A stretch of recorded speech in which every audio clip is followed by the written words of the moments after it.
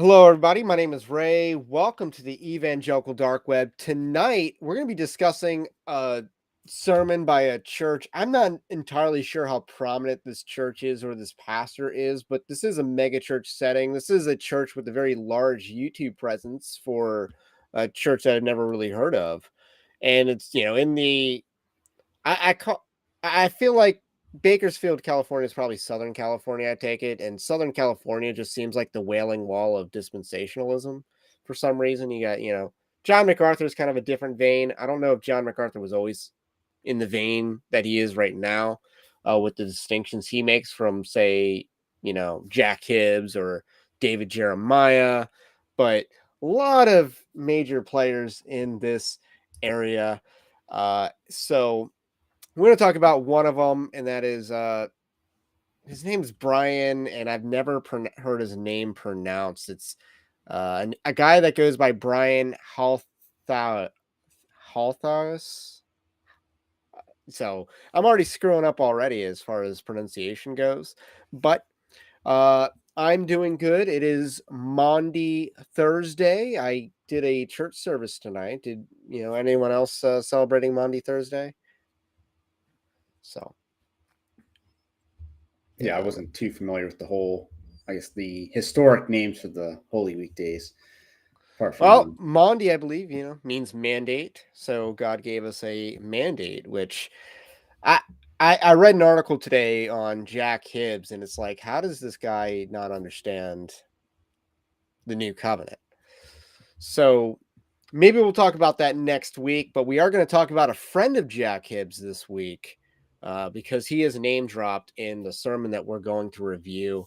And welcome everybody to the chat. We will be taking chat this week. It has been a very busy week on a few different fronts, a lot of high profile news stories. We got Christ is King apparently being controversial for Christians to say, and we're being told by major evangelical players not to say Christ is King.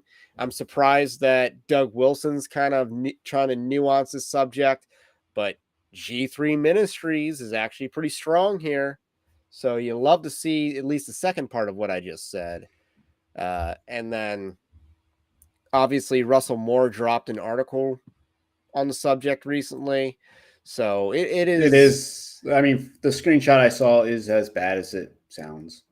I've yet to read it, but I will write about it. And another thing that's been going on in blasting is the whole conservative ink has fallen apart this week.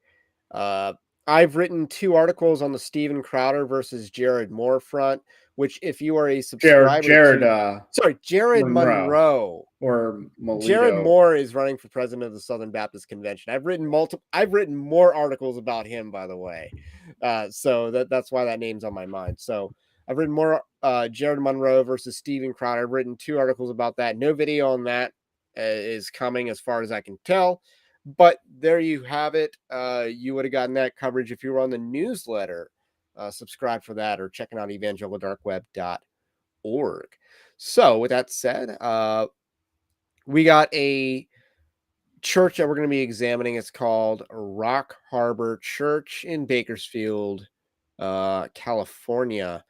And this church has a faith statement that looks like the Baptist Faith and Message, and I don't know whether to call it the Baptist Faith and Message 2000, or is it technically now the Baptist Faith and Message 2023 because it got amended at the most recent Southern Baptist Convention meeting.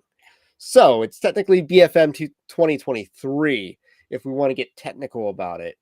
But it looks like it is a hybrid of the Baptist Faith and Message with John Hagee. Like John Hagee had a baby with the BFM. And that is what their faith statement looks like.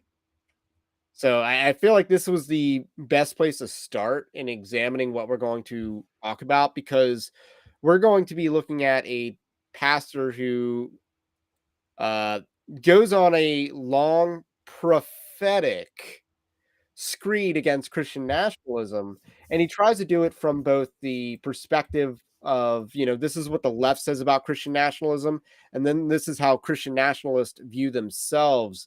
And you'll not be surprised to hear this, but it's this a straw man of how they see themselves.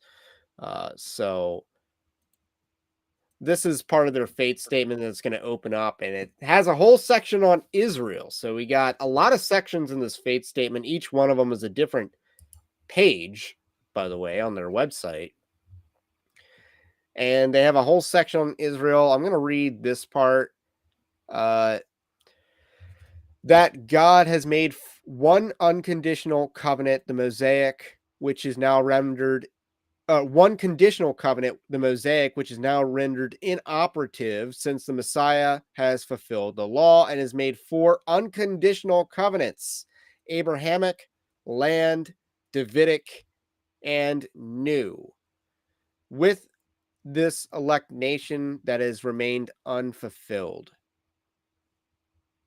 And then it goes on to say God intends to fulfill all his promises to Israel in a literal way, just as his warnings and judgment were fulfilled in a literal way.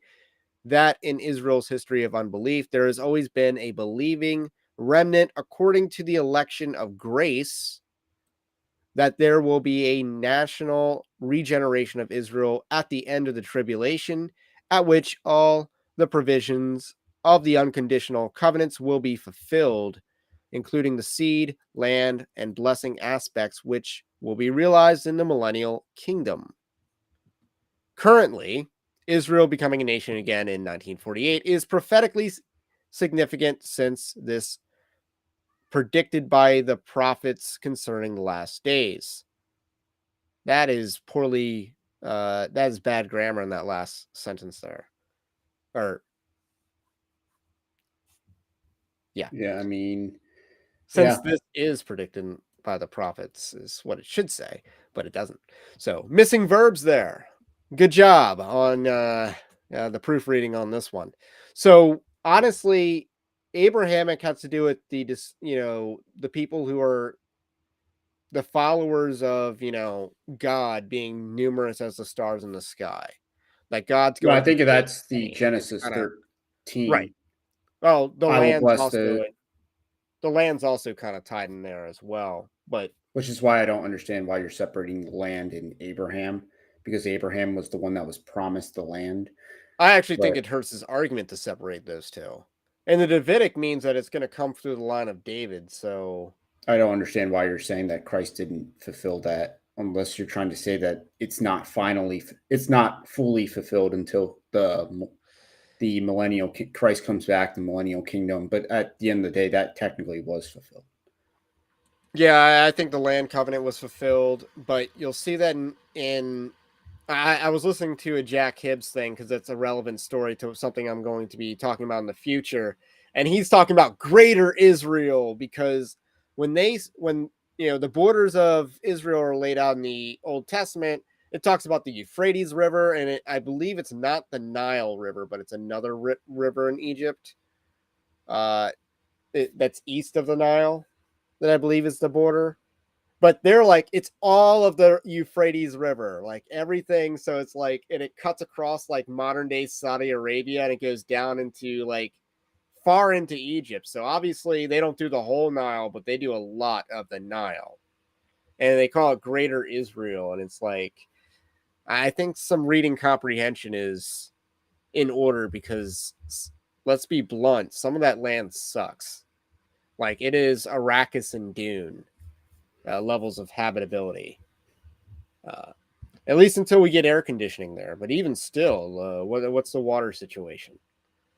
So, that is just something I just noticed that we are a little zoomed out. But that's the Israel section. I just thought that was a good baseline for starting, because there's a couple things that kind of stand out. This is a church that's going to go on a tear against Christian nationalism. So it's important to read their faith statement to see how contradictory it is.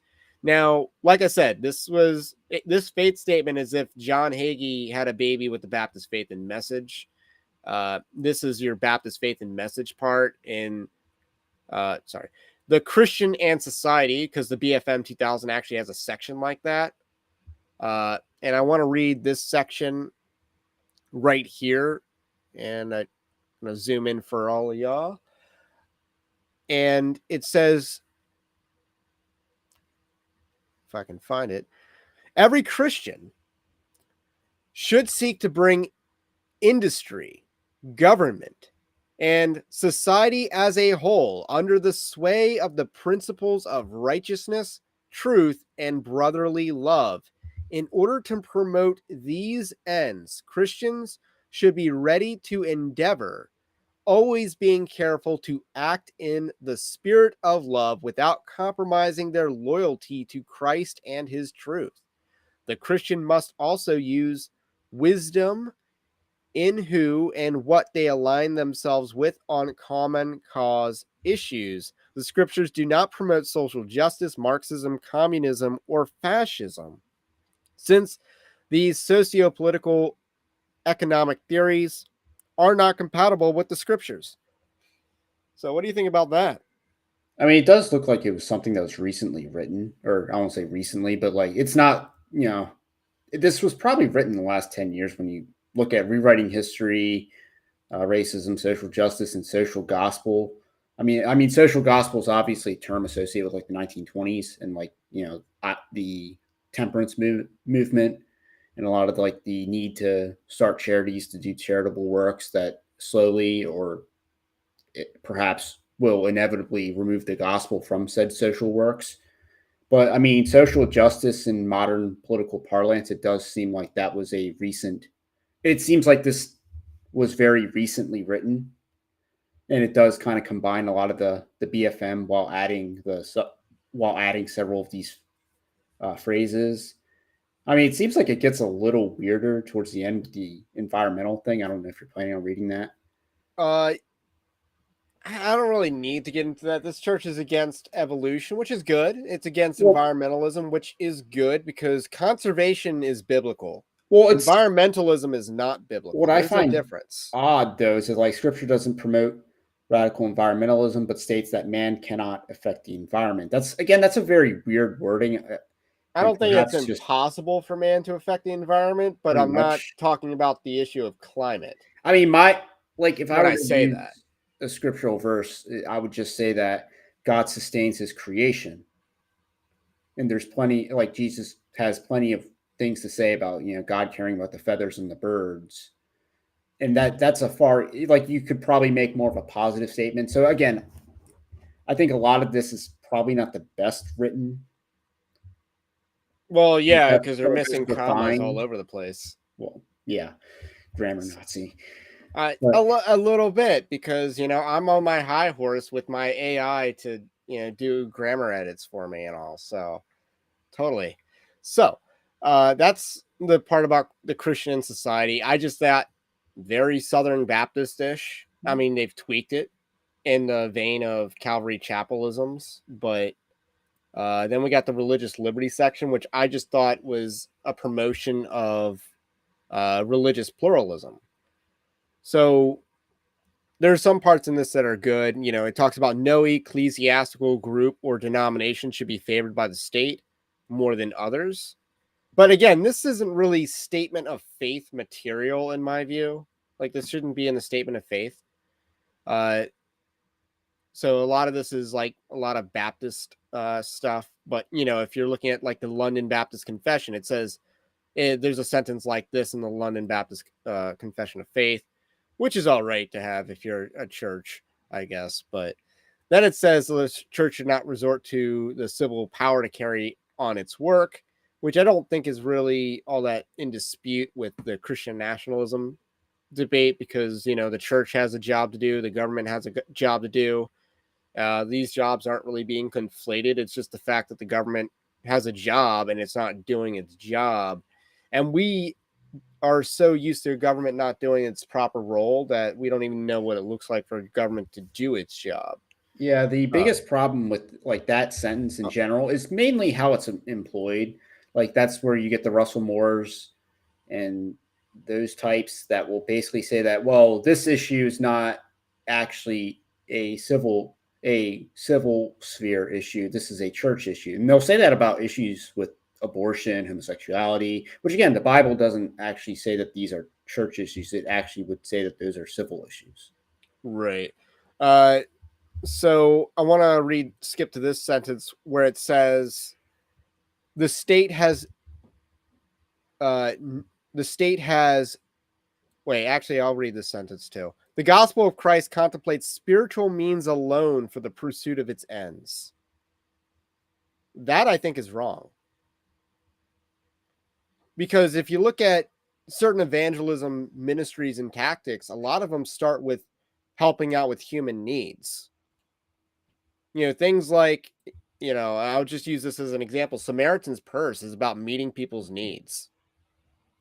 So when you send the shoe boxes over there, you're meeting people's needs, you're giving people stuff, and that is an opportunity to share the gospel. So that is a worldly means to achieve a spiritual end. So that is just, again, I don't really that's not a spiritual means to a spiritual end. That's a worldly means to a spiritual end.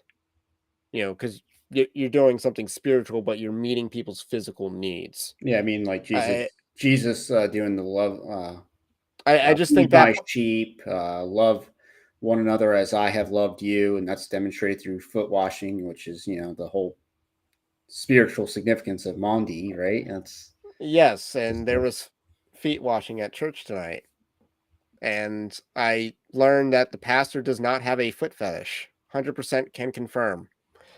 Because aversion. something like that, yeah. So I mean, I wouldn't judge him if he did. There is a Solomon verse that seems to, say that foot fetishes aren't inherently unbiblical. So, but anyway, with that said, that's a low IQ sentence to put in a statement of faith. It's just clearly not well thought out or logical. I don't know how historical it is, but it's not it's not well qualified to make the statement that they're trying to make. And then it says the state has no right to impose, or sorry, the state has no right to impose penalties for religious opinions of any kind. And then the state has no right to impose taxes for the support of any form of religion. A free church in a free state is a Christian ideal, and this implies the right of free and unhindered access to God on the part of men, and the right to form and propagate opinions in the sphere of religion without interference by the civil powers. Now, again, that's very modern, or I don't want to say modern. That is definitely a more post-Reformation view of the role of the government and religion. Luther obviously didn't think that. Calvin obviously didn't think that. But when we talk about the role of government and religion, the idea that the government can't punish any sort of religious practice or opinion, that's just kind of a, you're not actually thinking in the real world type of thing. The human sacrifices will stop, is what the colonists said when they came over here. When the conquistadors went to Mexico, they said that the human sacrifice will stop. They clearly punished people for their religious opinions. Or in the United States, the whole female genital mutilation, that is going to stop. Muslims can't just bring that practice over here because you can have that opinion, but as soon as you act on it, then we're going to come after you for that. So there are clear limitations to this that are just impractical and not well thought. I mean, it would make sense under a Christian sphere, but again, in a religiously plural society, But we considering can't have. we didn't have that when this church was founded, I believe this church is only about 15 years old. Or maybe they're older, but I think their current building is like 15 years old-ish. So this isn't like the oldest church in America. And as you noted earlier, their statement of faith had to have been crafted in the last, 5 years or so, because of its overt references to social justice and Marxism and communism. So this is a church that has updated this more recently than most churches update and revisit their faith statement.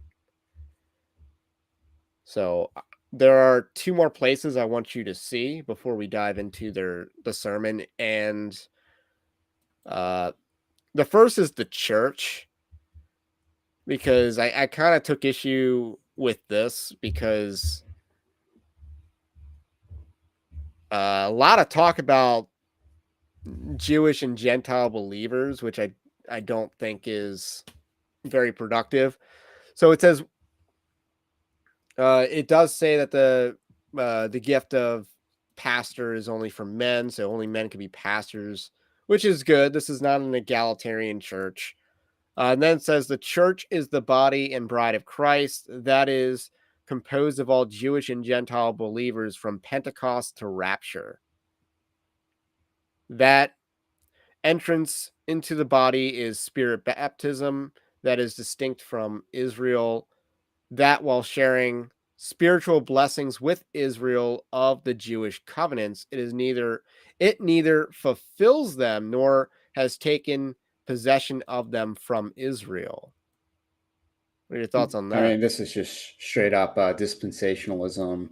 The church is not the new I don't Israel. think this is just dispensationalism. I actually think this is bordering on, I think this is dual covenant theology. Okay, so you think they're flirting? I think this is heretical, I actually. mean, yeah, I mean, That's dual covenant theology. It's like we're not taking their things, we're just borrowing their spiritual. I mean, I call it like the glorified paperweight. That the church is just a glorified paperweight in God's plan, despite it existing longer than the time period between Moses and Jesus.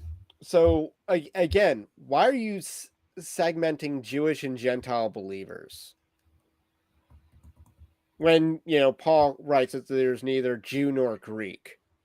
It's meant to say that these distinctions are not as meaningful anymore, and certainly not meaningful enough to be in a faith statement within a church. Well, it also does seem to imply that there's spiritual blessings with the Jewish covenants. I'm assuming that's the old. Oh, that's the land. That's the Abrahamic. That's like the Mosaic, maybe. But I'm Well, assuming those other covenants there, or dispensations, as they might say, are still able to receive spiritual blessings. Which, again, apart from the, I guess, the indwelled Holy Spirit, I don't know if there's much argument to say that you could receive a spiritual blessing. But I was looking for what their view on spiritual gifts were, but I kind of gathered that they were semi-cessationist because it talked about there aren't apostles or prophets, but it talked about how there's still evangelists, teachers, and pastors in their faith statement. So I was like, are we going to go in this direction? But it well, I doesn't seem believe like that they would. do. But they call them, but their pastor. Prophetic. So he really wants to emphasize that. So I I kind of think that there's uh, something definitely wrong about that. So that being said, I just fix my microphone for a second. Uh, Well, I know with regards to like the charismatic camp, I mean, obviously the belief in apostles and prophets is probably a little bit more on the extreme end.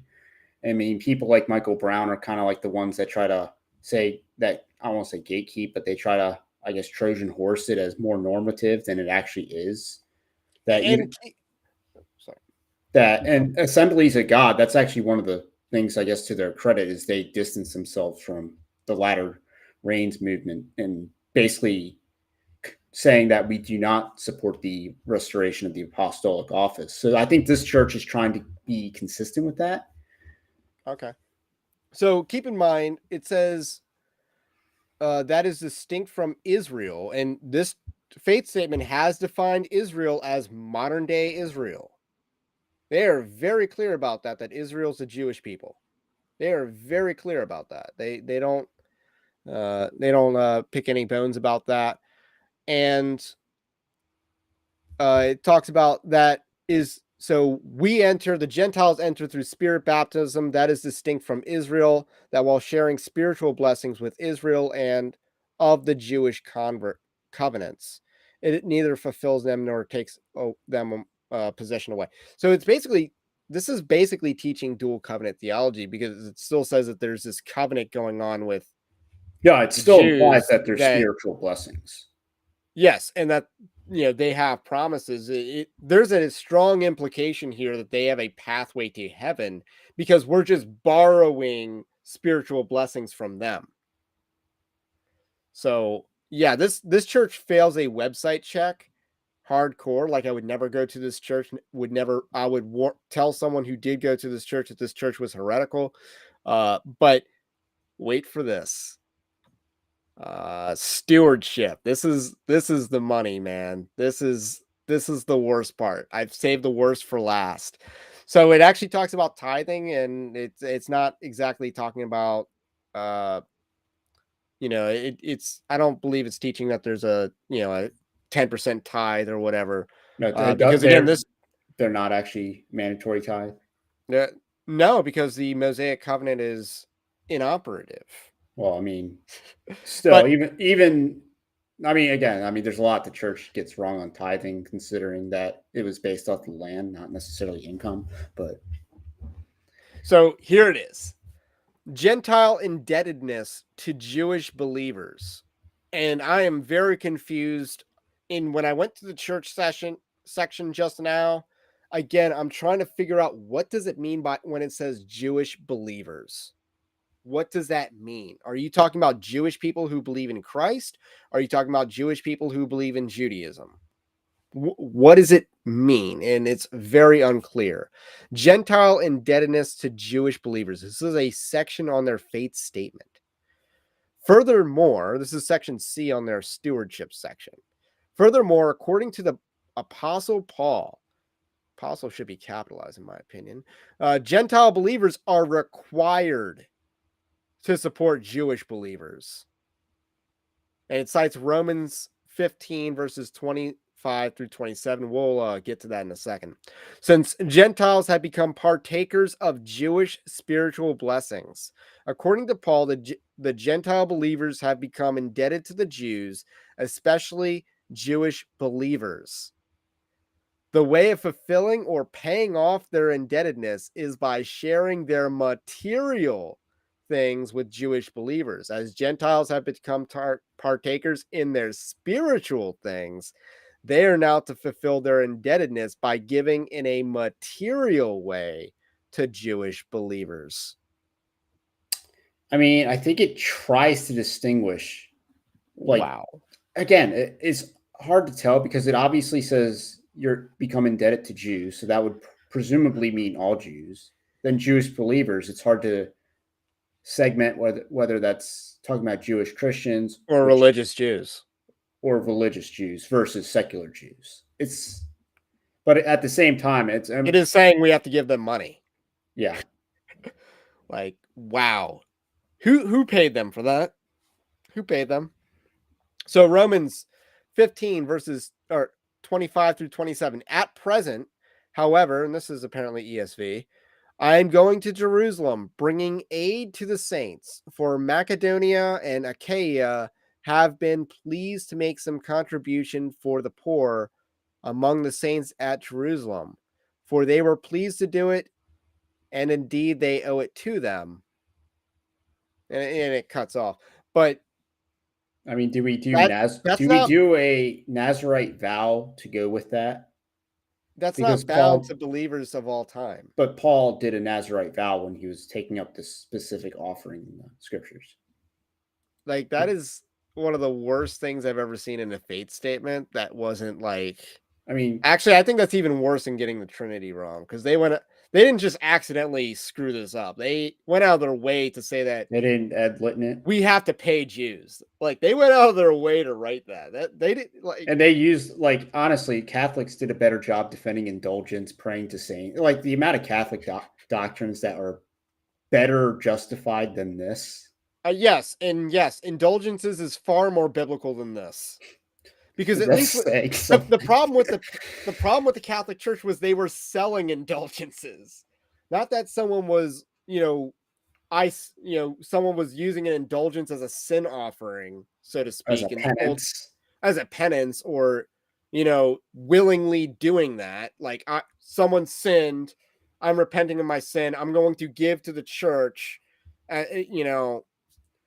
It's not like I mean, there's a lot of nonsense. They were selling indulgences for like other people. There's a lot of they're still selling indulgences, but there's a lot of nonsensical arguments that the reformers had to battle. This is worse than that. Well, Martin Luther had the nice, the fancy debate where, he was convinced that he was, John Huss. So, yeah, that is our tour through this church's faith statement. Pretty bad, right? I mean, that one's a flag. Yeah, it's like we literally have to pay tribute because we're in debt. Because if we don't, then do we pay interest on the tribute? And again, whose spiritual blessings are they? Are they the Jews' spiritual blessings, or are they God's spiritual blessings? And again, that's the fundamental misunderstanding. I mean, it all but says that God will bless you if you bless them, but that is certainly the implication, which could be construed as a prosperity gospel. Yeah, that's certainly where people like John Hagee would take it. Like, again, that faith statement was if John Hagee and the Southern Baptist BFM had a baby, it produced that. I don't want to get too. And it was a defective child. We'll just leave it at that, and possible monster as well. That's worse than whatever, it had like the worst elements of both those statements, I would say. So this is a sermon that he gave recently. It's within the last few weeks, called The Threat of Christian Nationalism Prophecy Update. And I believe he calls all his sermons prophecy updates. And I just found this strange. Let me just make sure I pull up the date. Yeah, March 15th, 2024. So this is pretty recent. Someone sent this to me on the Twitter sphere. So I watched it. I thought it was very interesting because this guy actually does attempt to say, to battle and critique Christian nationalism, but not from a leftist perspective. So and he's also a hyper dispensationalist. In this sermon, this guy has beef with Eric Metaxas, who's, by the way, not a Christian nationalist. Right. This guy of all people would have beef with Eric Metaxas. I would think that this guy is like in his swim lane. If I read that church statement, I would think, okay, he's Calvary. Like you said, he was. Eric Metaxas does not believe in a pre-trib rapture, evidently. Ooh, that's they're crossing a line. A line has been crossed. So that is why these two don't like each other, I guess. Maybe Eric Metaxas likes him, but it's clearly not mutual. So he spends the first portion of the sermon attacking Eric Metaxas and saying how dispensationalists are politically active, because I guess he said that Eric Metaxas said something along the lines that they're not overly, I guess the whole loser theology thing. Things are going to get worse, or he was, I guess, applying that. I don't agree with Eric Metaxas, by the way, but it's not germane to our live stream to focus on this guy's beef with Eric Metaxas, because it would, if I wanted to critique Eric Metaxas, and we did on a few live streams ago, I would just do it without him. Yeah, for the record, I mean, this is a decent sized church as far as their online footprint. Their online footprint's impressive, 33.5 thousand subs. So I've never heard of him. Part of how Evangelical Dark Web operates is that we take reader request for, if you want us to look into if someone's a false teacher or not, we take reader request for that. This guy has never been requested. I checked. There are a lot of names, a lot of people I've never heard of. I checked earlier today. He is not one of the people that's ever been requested to me to write about or research. But nonetheless, he does bring up Jack Hibbs at the beginning, and he's going to call him Jack throughout the process. So the first part of this sermon is him having a beef with Eric Metaxas. The second part of the sermon is him digressing about this is how the left wants to label us Christian nationalists. So he's really concerned that we're all going to get labeled Christian nationalists. And we're going to pick up where he's about to transition into the differences between evangelicals and Christian nationalists. So that's an interesting question. Yellowmouth says, did they get their subs the same way Mark Driscoll got into the New York Times bestsellers list? And again, I don't think what Mark Driscoll did was wrong in trying to astroturf your own book. I don't believe that's wrong at all. Hate the player, but don't hate the game, and I don't hate Mark Driscoll, although he's He's gone cringe with the Israel-Hamas thing. I don't know if you noticed that. I mean, I But see like any video that's recommended, it's just like, how is this prophecy being fulfilled? So yeah. he does a lot of tea leaf reading. So he doesn't do as much as Jack Hibbs apparently did recently, which maybe that'll be next week's live stream. But I don't know. I think this guy's had some viral videos. He has 1 million+ views on his channel, which and he's done some viral content. So I think that's why he has as many subs as he does. I don't know how big this church is, but he's friends with some high-profile preachers, so I think that's why. And he calls himself a prophecy expert. So I think that answers your questions.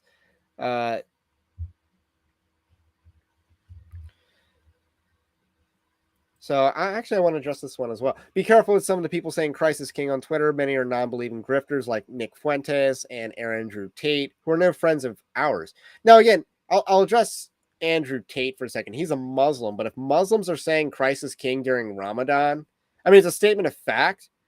I don't think it's necessarily a bad thing. It's just, again, Andrew Tate is on the wrong side. If he's saying Christ is king, the question to respond to him with is, why are you in rebellion against the king, bro? Well, I didn't necessarily take it as him And saying you say it with a proclaiming. really stupid sounding British accent because he has single-handedly made British accents sound unintelligent. Well, I don't even think he was necessarily going that far as saying it. I think he was just referencing it.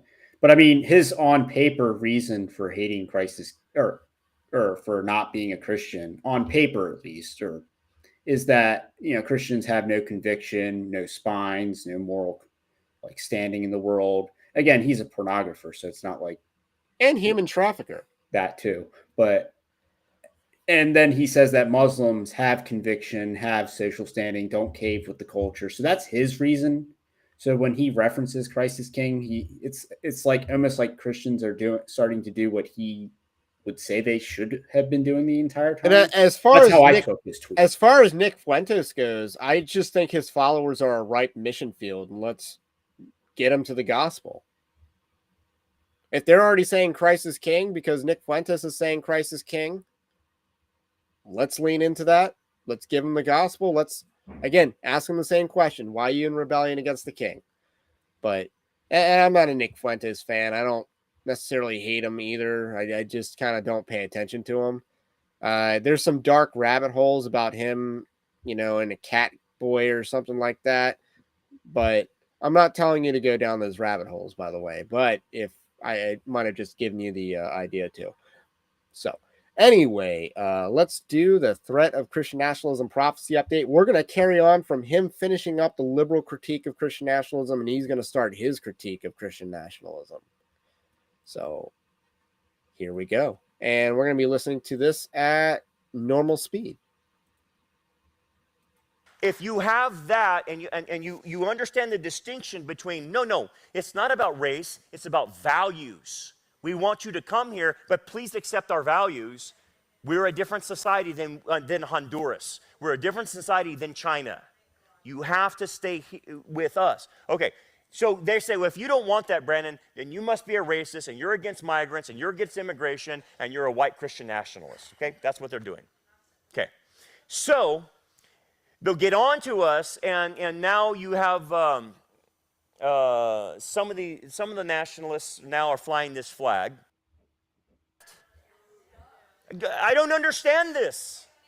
You come here, you want our freedom to then criticize America, but why don't you go back and live with the jihadis over there in the caliphate? I don't get it. So, nonetheless, if you have that and you understand the distinction between, no, it's not about race, it's about values. We want you to come here, but please accept our values. We're a different society than Honduras. We're a different society than China. You have to stay with us. You just repeat. So they say, well, if you don't want that, Brandon, then you must. I mean, we can talk about this. I mean, I do think. So he's talking about immigration being good, but it's about values, not race. First of all, I do think the racial component does matter because you can't just take people from a culture that is extremely dissimilar to the native population and just plant them in your plant. It's like planting a foreign invasive plant into a garden and expecting things to go well. So yeah, I mean, you can't have like a bunch of Haitians coming to your country. So even if they're not the cannibals, do they have the IQ to succeed in America? And the answer is no. If you had to look at the average, so I mean, no, you can't just import people with like third world. You can't import the third world and expect, even if they have like great values, you can't necessarily import them because they might not have the aptitude to actually succeed. I think it's one component, but at the end of the day, there's what shared cultural heritage is there, and With it's a not a with a good idea. Syrian refugee. Like, even if a Syrian refugee is Christian, just if you let in like a million Christian Syrian refugees into the country, they're not gonna. I don't think there's not as much shared cultural history with that, so I just think it's a low IQ. I don't know. It's kind of like a tried trope that doesn't really need to. Well, this is the whole. I It's mean, more assumed than it is realistic. You look at the history of Europe. They got some shared values there, but what are the shared values that our government looks for? It's, oh, you're a democracy respecter. We want you. And that's really the shared values that they look for. They don't look for, higher things like Christian heritage and stuff. They don't really care about that as much. So, And so he flew this flag. And so I think our Speaker of the House has this flag in front of his office or something like that. Mike, what's Mike's last name? Johnson. I'm just making Johnson? sure it's not Yeah, broken. okay, yeah. I was going blank on that. So he's putting that out in front of his office, and they're saying, well, he's a Christian nationalist for flying this flag. And it's true, some Christian nationalists have taken the flag and adopted it as far as their Christian nationalism, which is true. I'm not sure if Mike Johnson's doing that, but there are some in the Christian nationalist movement that are actually flying this flag now, appealing to heaven or trying, basically they're going to create heaven on earth by bringing in the kingdom Let me know in the chat if you're hearing him all right, if I should boost his volume some. on themselves. Okay. And so Christian nationalism, they're co-opting this and saying this is part of our Christian revolution, that we need to have a revolution in America. Okay, so what I gave you is the left's version of Christian nationalism, which pretty much indicts all of us in the room. Okay, but what's important to understand is you're going to get leveled that and all that. They're going to call you all the kinds of names, and especially this year. Okay. But what you got to then know what is a real Christian nationalist and how are we different than them, because they do exist and they are very radical and they're not theologically sound, and it's really like a cult. Okay? Well, first of all, they want to establish Christianity by force or power. Oh, right off there, that's the problem. You can't establish Christianity by force or power. We persuade men, Paul says. Again, bullet point 1 is historically not true. well, I mean, let's just be honest. The government is by definition a monopoly on force. So, yeah, I mean, it doesn't necessarily have to be the church, like the state establishing a church, which again, the state already does actively. Like the current government does interfere with the state. It's called the IRS. It's called tax exempt status. I mean, the government has like outreach programs, which are kind of like a political football that bounce back and forth between the administration. So, yeah, I mean, the government does try to indwell itself in the church as it currently is. So, I mean, and again, if the government is doing it, it is by definition force. So, if the government were to impose like laws against blasphemy, that's technically force or coercion. Also worth noting, when Rome was converted, uh, that was not entirely peaceful. Armenia, the first Christian nation, Their king started persecuting Zoroastrianism. Tiridates III is his name. So he converted to Christianity. Armenia became the first nation. He persecuted Zoroastrianism as a result. Is this a bad thing? I think it's not a bad thing. But Armenia to this day has a Christian heritage.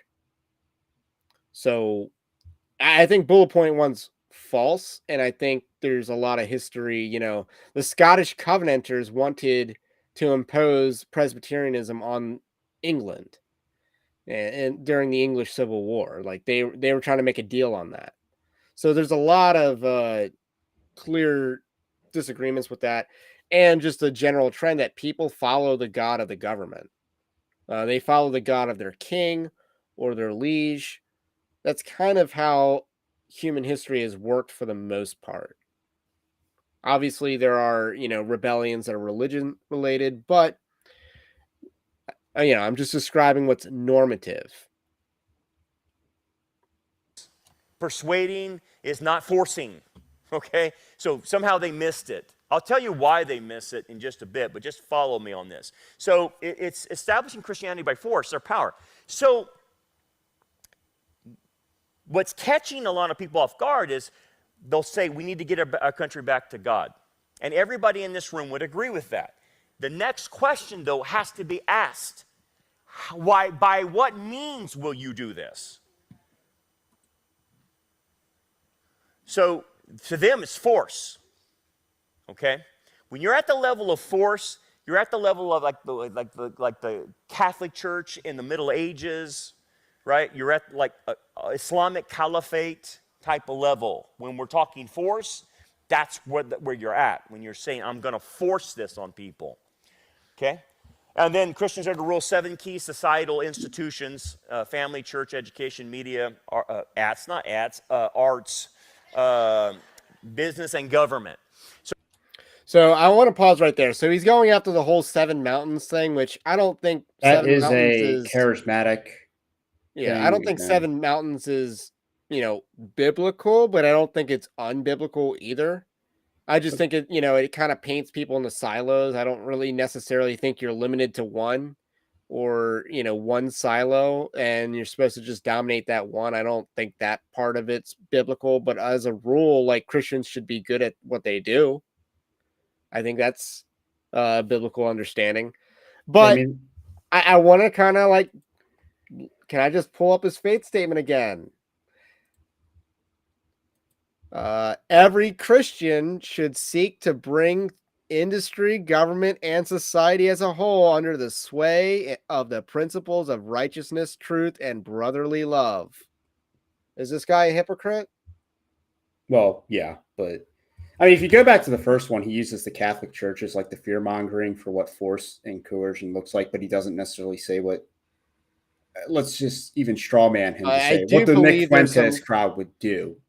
I do think there's some Constantine disrespecting in this. I know he doesn't like Constantine, and I've heard that in this sermon. He also, condemns replacement theory or theology, not replacement theory. It sounds like he does that too.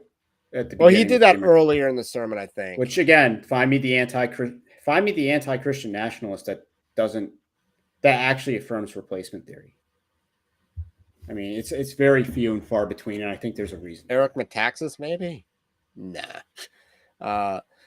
So going back to the sermon, I just wanted to point that out, that his church's faith statement, it doesn't have the 7 mountains as they're called, but it basically has the same underlying principle. And again, I think I think there's an underlying principle that's correct.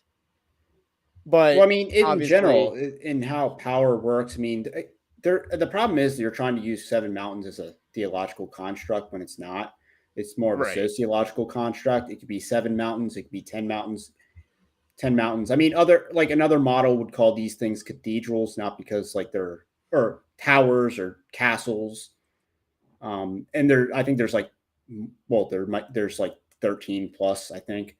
But yeah, there's a lot of different models for how you I guess quantify societal institutions, where you branch them out into. So I mean, again, this is very much associated with charismatics, NAR, and not necessarily associated with like the Doug Wilson Moscow crowd. And he's going to make reference to that. And wait until you see who he calls like the high priest or pope of Christian nationalism. Wait until that. Yeah. That's coming towards the end. Put your guess in the chat. General Flynn. But also smash the like button while we're at it. So these are the 7 mountain mandate you probably heard. Now, where did they get that? Revelation 17. I think I showed you that a couple weeks ago. But here's the thing: where did they get that? Because that's not from the Bible. That's stuff they made up. Okay, these are the things that they say that they must take over. That's the word, take over, in order to Christianize by force the country. And again, yeah, you got family, you got church in the Bible, but it doesn't say take over education, it doesn't say take over media, it doesn't say take over arts or business or government. It doesn't say that, okay? It's nice when we can have Christians in those categories, that's nice, but it doesn't say to take over. To influence, yes. To be salt and light, yes. To live for righteousness, yes, all that stuff, but it doesn't say force. Then what it does is it blends Christian identity and the American identity together. And that's a fatal flaw. I disagree with that off the start. Because again, I think Christian identity and national identity being fused is actually good for the national identity. I mean, because it's not like you're saying, oh, you're a German Christian. You can't, those are the only Christians and Czech Christians don't exist. Is associating, say, German with Christian, and then, it's not to the exclusion of the Czechs. Again, I mean, a lot of what I've been reading, you need the religious identity to be fused with national identity, because otherwise you could lead to the atomization of man. And also, if there's a recognition that God is the ultimate lawgiver in your society, it does act against, I guess, power from manifesting itself to the oppression of the people. So yes, you actually, from a societal standpoint, and again, you've seen this as our society drifts away from God, as Europe drifts away from God, there's a massive increase in tyranny. So you actually do need religious identity and spiritual identity, and people being naturally spiritual beings, you need both. Awesome. Dylan's part check. That's awesome. I was getting that because, I was listening to something on the Sudetenland earlier today, so it just kind of came up in my mind to use Germany and Czechoslovakia at the time as my example. I didn't want to say Germany and Austria because they're both German. That wouldn't have made sense. That's a real fatal flaw. And so really, they when you blend those two identities, they're indistinguishable. And so what ends up happening is America is intertwined with the church. So whatever happens in America is what's happening to the church. That's not what happens when you intertwine national and religious identity. It's more like a stereotype that this is a Christian nation, therefore we should expect its people to be Christian and to act Christian. It becomes more of a stereotype, a good stereotype, by the way. Like, that's what happens when as opposed to a Muslim nation, you have an expectation, the Saudi Arabia have like an intertwined religious and national identity. And the answer is yes. Now, are these bad because that they have it, or is it bad because they're pagan? Why is it bad? So theoretically, that's not what makes it bad. And again, if you have a more historic view of Christianity, or even if you have like an Eastern view of Christianity, like the Eastern Orthodox aren't wrong for applying religious and national identity and very intertwining those two. That's not the flaw of the Eastern Orthodox Church. I think their flaw is low religiosity, and they don't extend that, they don't extend that grace to the West. We can't do that in the West, I guess. But Christian national identity it goes together. and it kind of always has gone together. It even went together in the Old Testament. No, I mean, it goes back to what is a civic religion, and a society will naturally have to, I won't say deify certain people, but they will have to actually elevate who their heroes are.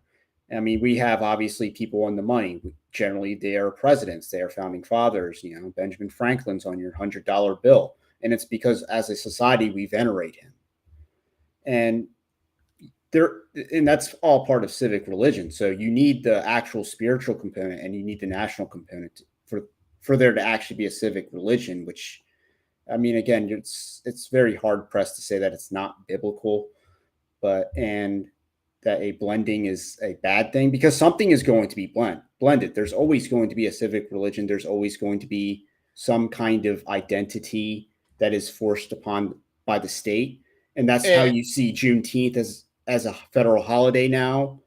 Obviously, the veneration of MLK is a huge part of the civic culture,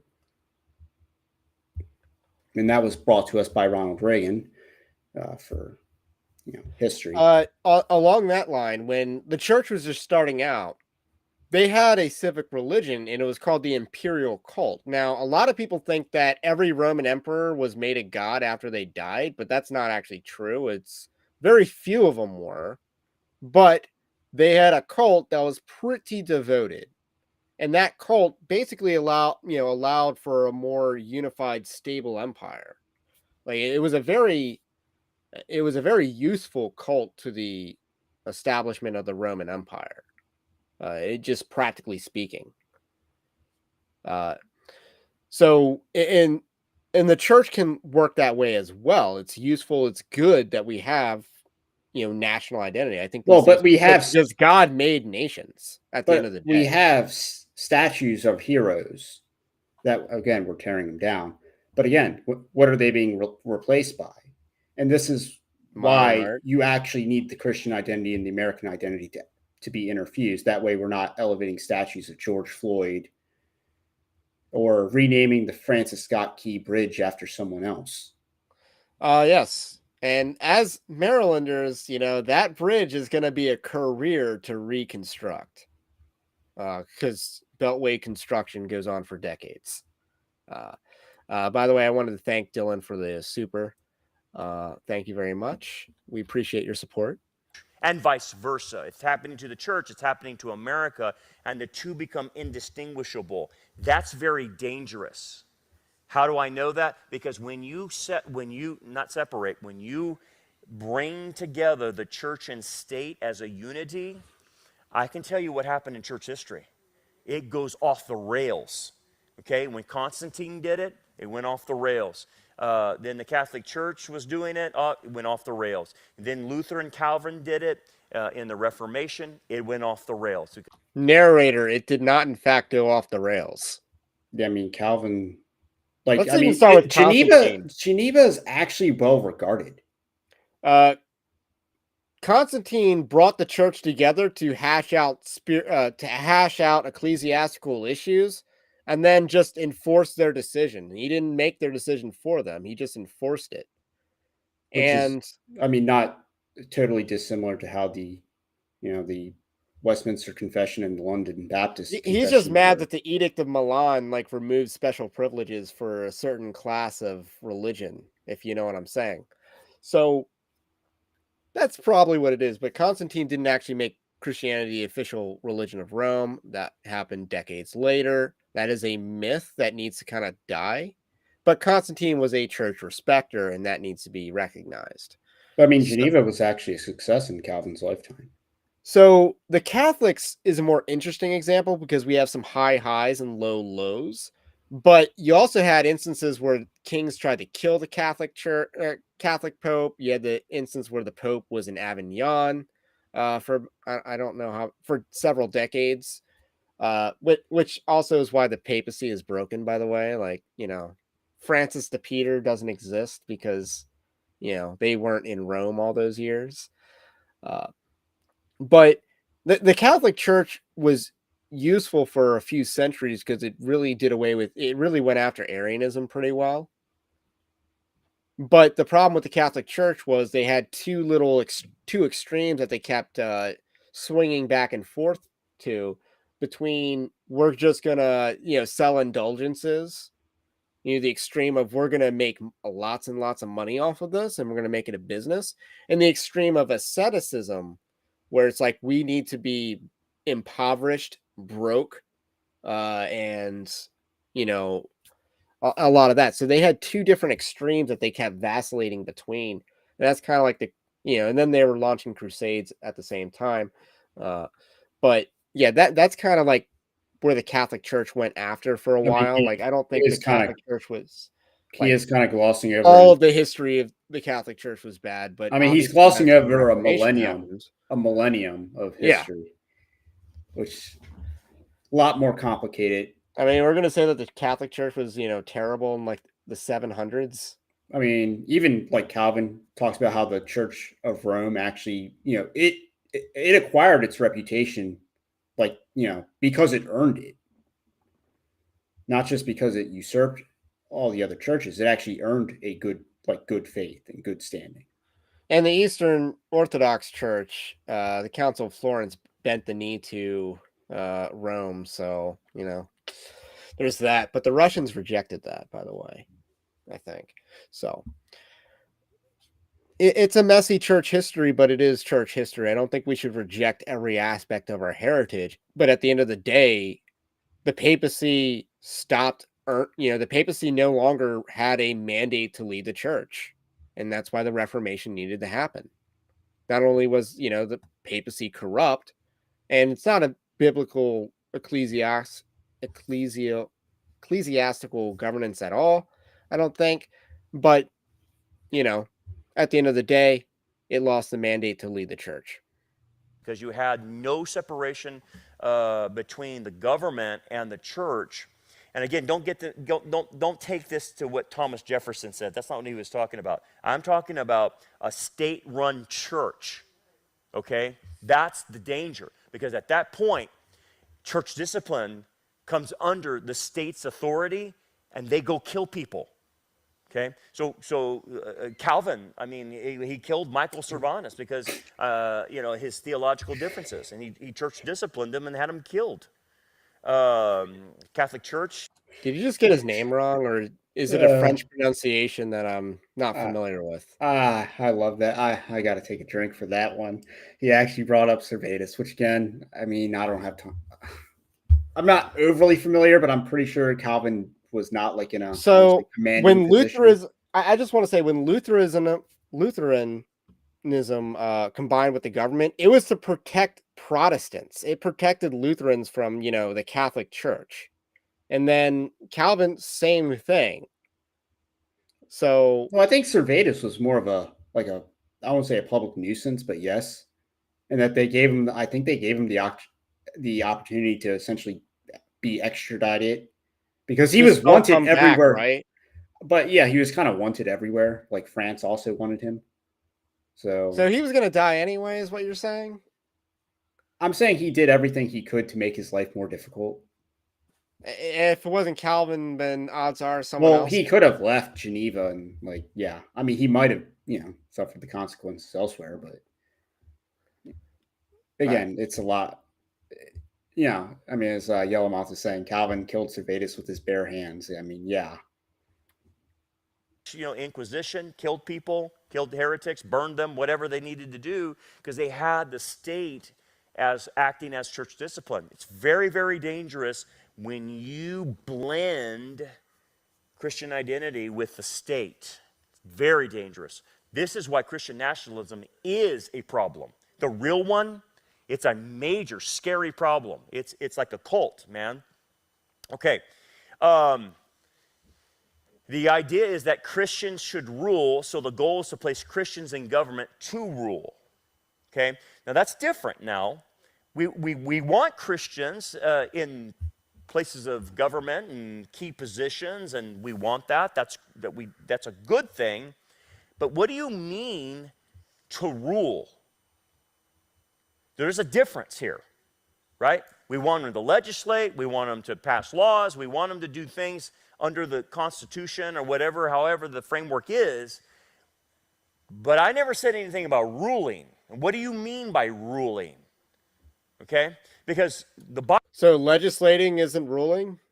Governing isn't ruling. Being an administrator isn't ruling. Like, this guy has such a totalitarian view of what it means to exercise any authority. Well, I mean, there's a couple things. One, it's, Romans 13 does like begin with the premise that that government is a minister of God, and therefore government is itself a ministry. I guess two is that, when people swear their oaths by a constitution or whatever, they are technically swearing their oath to God, which, that's kind of something about the third commandment, which, has been talked about a lot this week. But no one ever talks about the third commandment in regards to oath swearing and oath breaking. Which is the primary purpose. Yes. That's Calvin's entire commentary on the third commandment is about swearing oaths. Jesus gives an entire dialogue about oath swearing and swearing oaths on the temple, and all the gold in the temple is technically swearing an oath to God. So when someone swears an oath of office and decides that they don't want to enforce God's standard, they are technically violating the third commandment. So, Paul Lucas says most Christian nationalists, such as Stephen Wolfe, do not believe in a state-run church. That's a straw man. Again, I'm not on principle against the state-run church, but it's not prudent for the United States. I don't know a nation where it is prudent to have a state-run church. Maybe if Scotland wanted to, reinvigorate its Presbyterianism. It would probably have to be a small population. Yeah, more monolithic population. Maybe it could work, but I don't see it as a pragmatic thing to do. And I think Stephen Wolfe would probably agree with that. And because he's a very prudent guy, you gotta, you gotta understand that about Stephen Wolfe. He's very prudent. Bible doesn't teach ruling, it teaches servant leadership. So if I was going to serve in an office, I'd go there with the intention of serving my constituents, right? That would be my political thing. I'm going to serve my constituents. If they voted for me, I'm going to serve the interests of my constituents from a Christian advantage, if I'm a Christian, right? That would be, that's how you do it. I'm not going into office to rule. That's totally opposite. Christ told the disciples, I not want you to act like the Gentiles. Exactly. That's why we lose. That is loser mentality. Why do you think Republicans cannot get anything done? Why do you think Ron DeSantis can get things done? Because he wields the sword of government in Florida. He actually wielded the sword against Disney when a bunch of people like this guy would have probably been like, that's a corporation. They have free speech. No. So that is a loser mentality. Because first of all, you were elected to rule, and what you ran on, you are to take to government. If I ran on Christian nationalism and won, like Dusty Devers, that's his mandate. His mandate is to do exactly what he was elected to do because the people voted for him based on his campaign promises. That were exactly that. So Dusty Devers' mandate to rule is Christian nationalism. That's what he was elected to do, and that's what he needs to do. That's exactly his mandate to rule. So that's what the point of a representative, who's voted in. You are to rule, but your election gives you a mandate. You hear that all the time from presidents. Like Obama won re-election. What did he say? Obamacare's decided, we're going through. That's what the people voted for.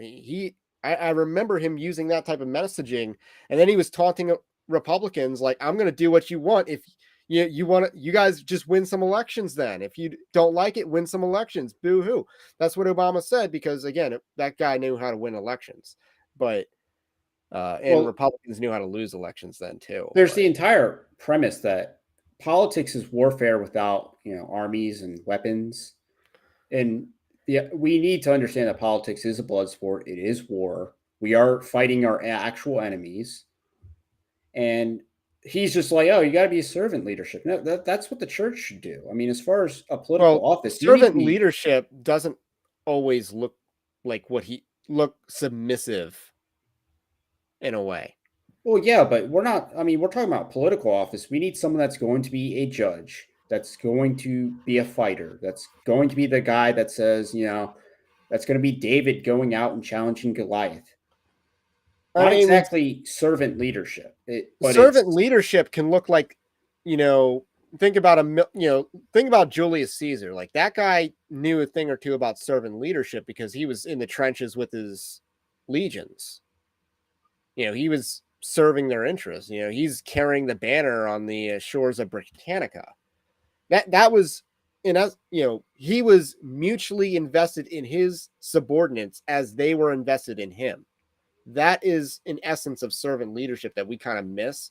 But if you're in like very masculine setting, like a military, you see a more proper and meaningful level of servant leadership arise. I think General Patton was another example of servant leadership that we see. I like this question from Eminem on the Twitter sphere. Would King Agrippa have been wrong to become a Christian and rule as a Christian? And the answer is no. And I believe he was the guy in the Bible that considered the gospel, but kind of just didn't. So,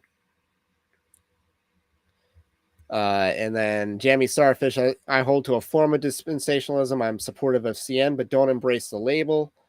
May I continue to be an evangelical dark web and Jordan? It's like, yes. And again, I don't think this guy, I think this guy's in the John Hagee camp. I think John MacArthur is a dispensationalist, but he's not really supportive of Christian nationalism or any sort of political theory. But it's possible. It's possible. I just think the Zionism might be a question. So, Lorded over the people. So I don't know where this is coming from because it's definitely not coming from the Bible.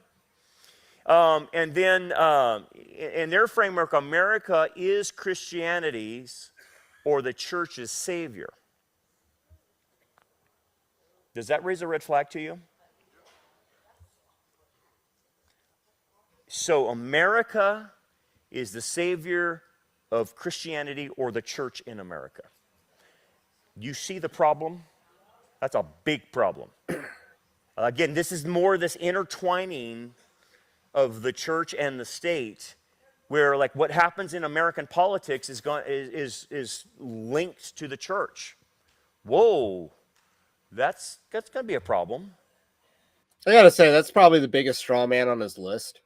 I mean, it might be a straw man. Again, it just depends if he's like talking about, or if he's like counter signaling the NAR types, like this Sean Foyt, the Michael Flynn's, like the more cringy types.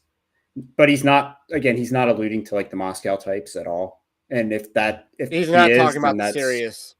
He's not taking it serious. he's not. Yeah, he's not rebutting any steelmen. He's like looking at the. I mean, he might actually be the rare example of like a charismatic that's policing his own camp. And this is like a rare moment. I don't know. His faith statement kind of gave the impression that he might have leaned cessationist, but I can't tell. Huh. Then they go on and say when Christianity is in the majority, it should be honored by the state and other public and private institutions. So he disagrees with that. So that would be, federal holidays. Yeah, by the way, would count under that. Swearing oaths, Bible, a lot of things would fall under that. Yeah, I mean, that's just, you haven't actually thought about what you just said. Like, is in God we trust on the money not a honoring of God that's public and mandated and, forced upon society, one might say, because it's on their legal tender? So, in God we trust is the national motto of the United States. And that was done in the 50s. But it was still based. Honestly, I think Dwight Eisenhower might have been the last Christian president we've had. But, some might call the 1950s America's golden age. What? What do you mean, honored? Because the funny thing is, that tactic, I've seen it in Islam. Because Islam works on percentages. And there was a missionary that actually did the work on this. And then another guy, secular guy, wrote a book too on it. But there was two things. And what you see is, by percentages, by Islam, they act a certain way in the country. So if they're in a low percentage, they act like peaceful, and they act like they get along with everybody. As that percentages rise, they get more hostile and hostile and hostile to the people that are living around. And when they're in the majority, it turns into a caliphate. So when Christianity is in the majority, it should be honored by the state. It sounds like a caliphate. Does he know what a caliphate is? Yeah, There is not currently a caliphate. Well, there might be, because Iran might consider itself a caliphate, but they don't use the term, as far as I can tell. The Ayatollahs don't do that. Well, also, does he not realize that America was a majority Christian nation at one point in time? Also, who's waiting till we get a majority? You don't. Yeah, I mean, politically, you don't need a majority. Yeah, you just need a majority of people that show up. But who's waiting for a majority to, wait for the state to honor Christ? A Christian caliphate. Yeah, we got problems here, no doubt about that. That America is in covenant with God like Israel. I want to know the verse and chapter and book that says America is in covenant with God. I'm sorry, it's not there. I honestly think that this is a major straw man. It's based on a prayer that there's no evidence of ever having happened at, I believe, Jamestown. And it's highlighted by people like Glenn Beck, I believe, and David Barton. Like, these people kind of highlight this.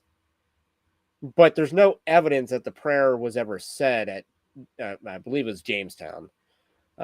Which is ironic, because I've also heard Glenn Beck talk about how Plymouth is our founding and Jamestown is not our founding. So, which one is it, Glenn Beck? So, I mean, that is, again, more of a charismatic talking point. And again, I mean, I'm not one of those guys that says, like, people can't make covenants with God, because technically, if you say, like, a marriage is a covenant, then therefore it is technically a covenant with God. So here's the thing. He started out this talking about Eric Metaxas. Maybe I'm a little lost on what Eric Metaxas' theology is, but he's not operating in charismatic clown world. So theoretically, couldn't he has the opportunity and capability to address people that are not, charismatic prosperity types. So why can't he address, people like Stephen Wolfe, who actually speak on the issue, especially since in this sermon he's denounced replacement theology, so-called. So he's already denounced that in the earlier part of the sermon. So why isn't he going to address the people, since he wants to tie Christian nationalism to this so-called heresy? Why doesn't he address the people that believe in that said so-called heresy? But that has predated, like, the whole CN movement for decades. I think it does, but in this sermon, I'm referencing like earlier parts of the sermon that weren't germane to the subject of the live stream, other than what I've referenced. But Christian nationalists believe it. Look, I only know of the covenants that the Bible speaks of, and they were only made to one nation. It's the nation of Israel. If you say that the nation of America is assuming those promises, you got replacement theology on your hands. This is the part where he does that. My bad. You're treading down a very dangerous path at that point theologically. Be careful. Okay. Be very, very careful about that. Replacement theology is of the devil. Now, you just picture Bobby Boucher's mom and the water boy. Replacement theology is of the devil. I'm not going to deny that God's hand is on America in its beginnings. No doubt about that. I mean, if you look historically, America is responsible for the majority of the of evangelism and discipleship in hundreds of years. You got to add the British Empire to that. From America. There's no doubt God's hand is on America, but that doesn't mean he's in covenant with America. It means that his hand is on America, using America for those purposes. Just like his hand was on Cyrus. Just like his hand was on Nebuchadnezzar once he came to faith. His hand was on him, and he was using them and using that country to do certain things. No doubt about that. And there's no doubt about that we are blessed in many ways because why? Because of the Christians that are here in this country. So when you have the majority here in this country, historically, you're going to have a very blessed country. No doubt about that. But the problem is when Christianity starts failing in this country and you get less and less of Christians and the younger generations don't come to Christianity, guess what? Welcome to hell. Welcome to a dystopia. Welcome to a pagan religion taking over our country. And that's what's really happening. And so you can see why they're reacting to the paganism, but their solution to it is going about it wrong. That Christians are entitled to primacy of place in society due to being heirs of the Christian heritage of America. Obviously, I'm going to put this down. This tends to cause them to look down on others as second-class citizens, especially unbelievers. You remember, like in Islam, you have the concept of the infidel? Yeah, this does too. And the infidel is the non-believer, the non-Christian in the country. Oh my goodness. What am I looking at? What am I looking at? If it walks like a duck, it quacks like a duck, it acts like a duck, but it just has a different veneer on it, what am I looking at? I am looking at a Christianized version of Islam. That's what I'm looking at. Or whatever ism you want to look. It's a total totalitarian regime, right? Because it makes non-believers second-class citizens, just like the left does. How's that totalitarian? Like that, by definition, doesn't equal totalitarianism. I mean, this is the problem with employing a lot. I mean, you want to talk about Christian nationalism employing unbiblical concepts. I mean, this entire idea is employing unbiblical concepts because you can make an argument that class and aristocracy and that there is such a thing as natural, one might call it natural hierarchy, which is kind of what was recognized for, majority of human history. That does exist and that is objective. I mean, part of Stephen Wolf's premise is that there would be civic hierarchy even in a prelapsarian world without a fall, which again is disputed with the reformers, but it's also hypothetical. Yes, but I mean, the idea that class does exist, that you can't necessarily take someone that's like low class and put them in like high society because they won't survive, or that if you're an aristocrat, you have like Charles Haywood would talk about aristocrats having a duty to patron of the arts, for example. But I mean, if let's say we, repealed the 19th, if we actually did that and made women second-class citizens, would that be? They would have more freedom. Yes, and ironically, I've been listening to something by John C. Calhoun, who talks about, when you dilute the electorate, because originally America was just property owners. Yeah, so you had to be a property owner to vote. And we had our best presidents voted in that way. So the idea that, there's such a thing as class, like second class or first class, that's not necessarily an unbiblical concept. That's not even necessarily an un-American concept. And again, if you give everyone equality without actually earning or meriting equality, then you end up with like failed democracy. So, but instead, I think the democracy worship is strong in this guy. Yeah, I mean, because anything that's not that is totalitarian. But if you want to reverse that, it's Christian Islam. Right. And like he's not even like fear mongering about, blasphemy laws or anything like that. He's basically just saying the state's gonna be a Christian state, and that's scary for non-believers. If you don't believe what the left believes, you're a second-class citizen, you have a different set of justice given to you, right? It's the same thing. This is a false religion from the pit of hell. And it has the same markings as I see in Mormonism, Islam, the leftism, progressivism, Marxism, all of it has the same markings. It's a totalitarian. Can you explain the Mormon comparison? Yeah. What, we're going to mandate polygamy? No. In Mormonism, it's like Brigham Young or whoever is going to mandate that you let your wife sleep with him. Like that Or would be everyone's got to do 2 years of civic service or something. yeah, something like that. That would be like your. I think that would be your Mormon. Which again, if you look throughout history, what is the draft? But mandated, service. And again, they threw Christians in jail during World War I for opposing that. Totalitarian regime. That's what's happening. So you understand that they're lumping you into this far right totalitarian authoritarian regime. Why? Why are they doing that? Why are they now just blanketing all of us into this crazy nonsense cult? What do you think they're going to do? It's an election year. What do you think they're going to do? What could they say about you? Should they let you vote if you're this extreme? If you're a MAGA?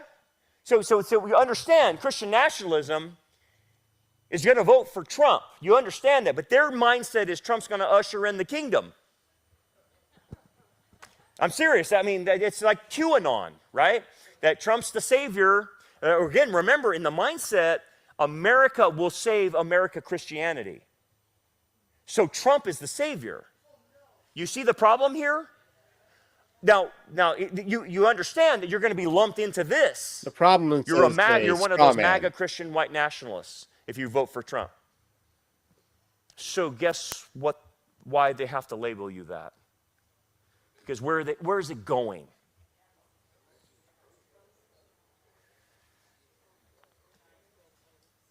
Where is this going? Can you do the math? You understand where this is going. You're going, and the first thing will be soft persecution. You're experiencing it now. What is soft persecution? Soft persecution is name-calling, marginalizing, saying you guys are so extreme. You vote for that Trump. You're a MAGA. You believe America's in a covenant. You believe America's a Christian nation. I mean, all the stuff they're throwing at you, right? Okay, so that's called soft persecution. When you look and study Christian persecution, it starts with that. Okay? So you have to demonize the person. Okay? And the funny thing is, I was talking to Olivier Melnick. I was doing an interview with him last week, I believe it was. And I said, Olivier, what do you think about this? What pattern are you seeing that you saw in Nazi Germany? Because he's an expert on what happened in Nazi Germany. Yes, Godwin's law has been violated 41 or 44 minutes into this. So wait, is he trying to say that the stuff that's already happening to Christians in like current 2024 society would just be done in the reverse? I don't know, but he's about to explain to like Hitler's right-hand guy, or Hitler's minister of the churches is where he's going to go with this. Is this Goebbels or? No, it's someone else that I've never heard of, actually. What do you think Olivier said about what happened in Nazi Germany to the Jews as opposed to what's happening right now? Are we seriously comparing Hamas so they to were Hitler? Demonizing the Jews, saying they're non-human. They're the reason we're having the problems economically. That actually was true. They're the ones stealing the money. They're the vermin. They're all this other junk. So it started with name calling, right? Name calling, soft persecution. Actually, no. It started with degeneracy. It started with the Weimar Republic. Like, people don't realize how bad the Weimar Republic is. They had transgenderism back then. Like, you see the articles that Berlin was a hot spot of homosexuality, and it's like, and they're like, how dare Hitler take that away? And like, but that was the thing back then. It was true. Like, Berlin was really gay back then. San Francisco and Tel Aviv of 1900s Europe. Yes. Like, it was really bad in Germany in the 20s. So that's what started first. Then everything else happened after that. And so Olivier goes, he branded this 1938 in America again. Instead of being the Jews, it's the Christians now. Oh. Now, how far this goes, I don't know. Because here's what happens. When you go from soft... At least it's the Christians and not... At least he's making a comparison to Christianity. But again, get a little creative. Like, use the Spanish Civil War where, Christians were directly persecuted during this era. Like, use an intelligent comparison, please. I like how he's trying to say that we're on the course of like a Christian Holocaust in America, but if we were to reverse that, it would be even worse. Yeah. Wow. The pattern then is you move to legal persecution. That means the state starts saying what you can and cannot do because they have now labeled you this. You're a threat to the democracy. You're a threat to democracy. It already does that. You believe in a theocracy, don't you? You believe in a judgment of God coming on America, don't you? Because of all the gays and lesbians. That's what you believe, right? That you want everyone dead, don't you? Whoa. You're like a caliphate Muslim, right? See, that's what they're doing to you, right? So then they start restricting rights. That escalated quickly. Restricting movement, and then they ghettoize you. And instead of a ghetto in Nazi Germany, you're going to be in a 15-minute city. Lame. The 15-minute city thing isn't really going to catch on in the United States. I mean, certainly more of a Europe thing. But Do they realize how much white people love suburbs? Like, come on. What they'll do in the United States is just divert all the road money and bridge money and make it into bike lanes that cost millions of dollars and no one uses. I mean, I could go in a whole thing about technological malaise with infrastructure. Well, we're not going to get a 15-minute city anytime soon in Maryland with our bridge collapsed on the Beltway, which is going to force it's going to make things take a lot longer than 15 minutes. Although that is one of the lesser used parts of the Beltway. So. Then you move from legal persecution to hard persecution. Okay? And I'm not saying we're going to go there. I'm just telling you, when you study persecution, these are the three phases that you actually go when you finally get to where they're sticking you in a ghetto, or they're beating you, or they're physically assaulting you, they're taking away your bank accounts. Trudeau in Canada freezes the accounts. Okay? Freeze the accounts. No religious exemption, legal persecution that they're trying to do in Canada, right? And so we either fine you, put you in jail, or whatever. Okay? Whatever. Now, I'm not saying it gets there. I'm just telling you that's the pattern. And the pattern right now that I'm seeing is the soft. It's the name calling. Okay? And maybe that's where it just stays there. I don't know. Maybe that's where it stays. I don't know. Then why the Hitler reference? They're starting to do it.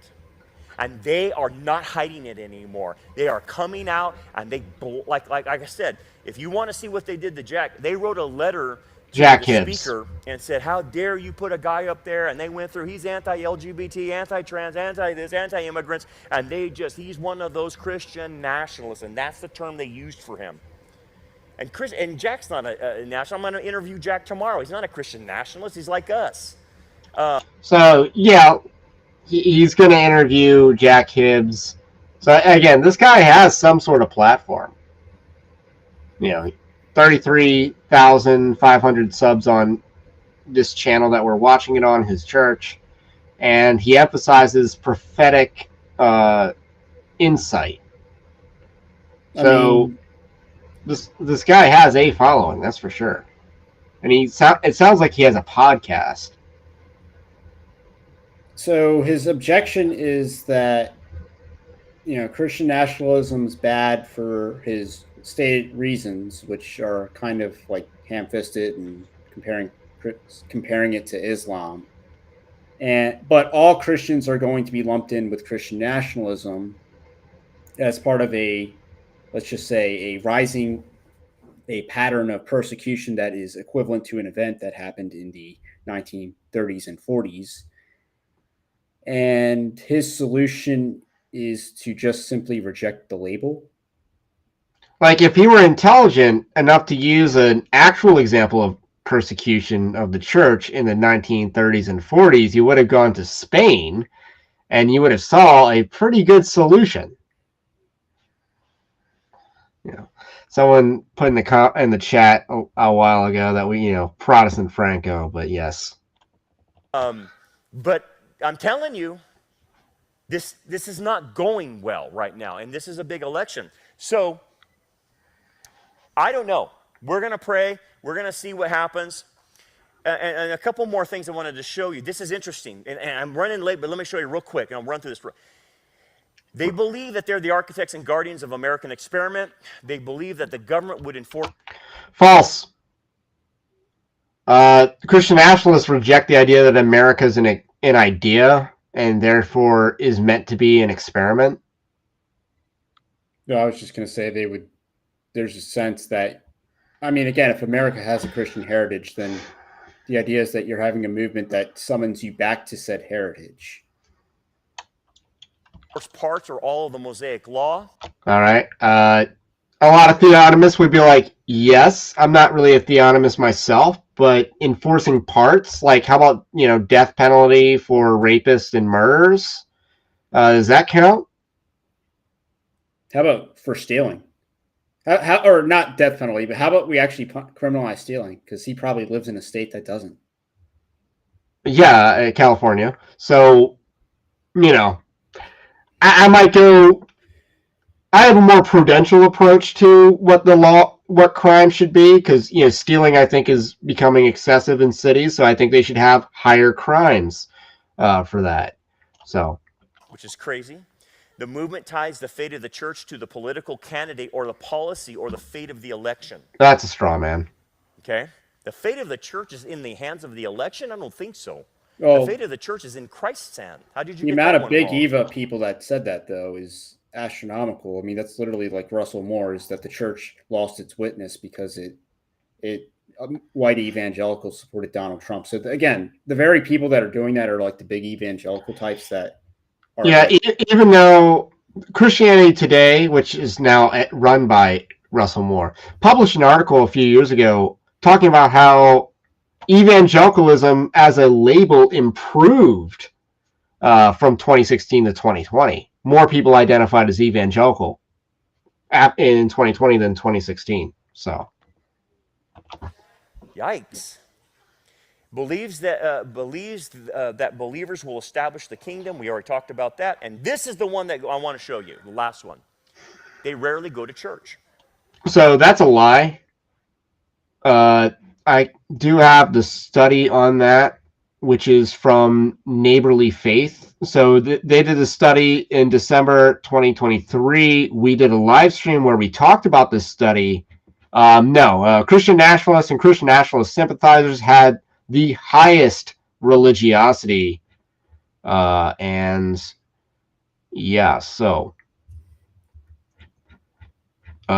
they had a guy on they did some sort of webinar on this from the PRII. So he cited PRII. It's clearly the case that Christian nationalists are more likely to be church attendants. So it was just not even true. So we could talk more about that study, but we've kind of already done a live stream on that study.